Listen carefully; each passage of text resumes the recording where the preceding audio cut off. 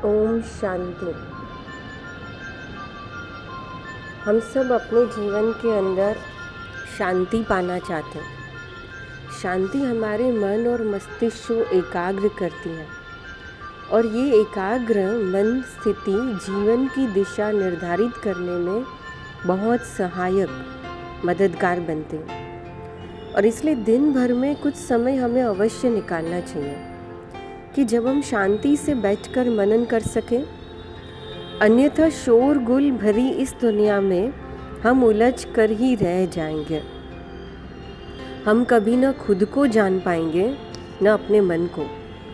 बस दुनिया की भीड़ चाल में चलते चलते जब आँख खुलेगी तो बस पछतावा होगा कि जीवन की ये दिशा हमने कैसे निर्धारित कर ली। हम चाहते कुछ और थे, जबकि वास्तव में हमने तो वो किया जो दुनिया ने कहा। इसलिए अपने मन की बात सुनने का हमने आपको समय ही नहीं निकाला। कहते एक बार एक किसान था। एक दिन की बात है। किसान अपने खेत के पास स्थित अनाज की कोठी में काम कर रहा था और काम के दौरान उसकी घड़ी कहीं खो गई। वो घड़ी उसके पिता द्वारा गिफ्ट में दी हुई थी और इस कारण उसे बहुत इमोशनली वो जुड़ा हुआ था। उसने वह घड़ी ढूंढने की बहुत कोशिश की, कोठी का हर कोना कोना छान मारा, लेकिन घड़ी नहीं मिली। हताश होकर कोठी से बाहर आ गया। वहाँ उसने देखा कि कुछ बच्चे खेल रहे। उसने बच्चों को पास बुलाकर उसने पिता की घड़ी खोजने का काम सौंपा और घड़ी ढूंढ निकालने वाले को बहुत बड़ा इनाम देगा, ऐसी घोषणा कर दी। अब इनाम की लालच में बच्चे तो तुरंत मान गए। कोठी में अंदर जाकर बच्चे घड़ी की खोज में लग गए। इधर इधर वहाँ हर जगह खोजने पर भी नहीं मिली। जब बच्चे थक गए तो उन्होंने हार मान ली। किसान ने अब घड़ी मिलने की आश खो दी। बच्चों के जाने के बाद वह कोठी में उदास बैठा था।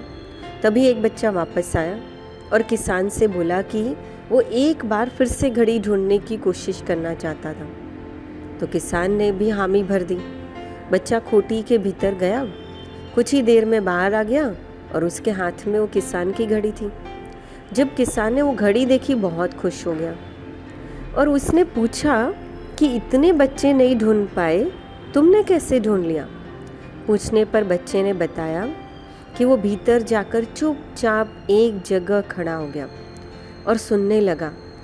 शांति में उसे घड़ी की टिक टिक की आवाज़ सुनाई दी और उस आवाज़ की दिशा में खोजने पर उसे वो घड़ी मिल गई।